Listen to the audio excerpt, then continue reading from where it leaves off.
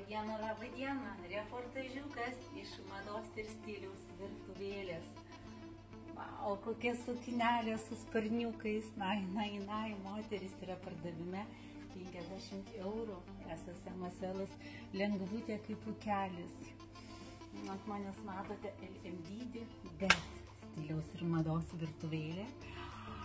Ką šiandien Jolanta pasigamino, tai žinokit, aš gaminu, kada nesinori mėsytės, nesinori žuvytės, kažką norisi lengviau, to labiau dabar braškių sezonas, tai man patinka, žiūrėkite, koks tai gražuolis varškės apkepas, wow, didelis, mano receptukai labai paprasti, greiti, tai žinot kas, tiesiai porkutės, dar garuoja.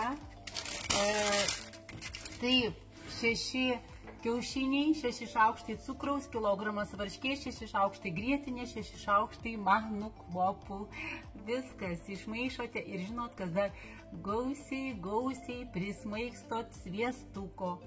Tai aš dalinuosi pati, man kas čia bijo tų riebalų, man ir riebaliukas degina, riebaliuką.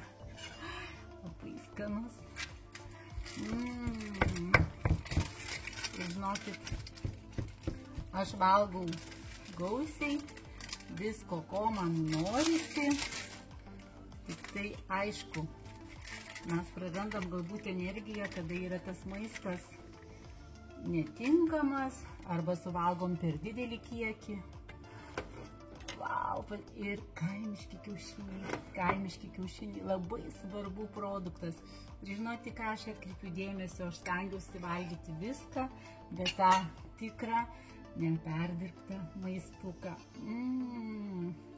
Ir dar parodysiu. Žiūrėkit, ką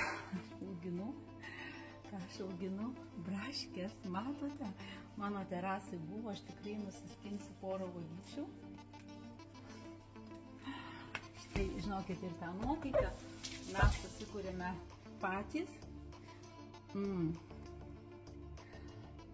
Wow, čia viena ypatinga klientė ragavo, sakė, toks varškės apkepas.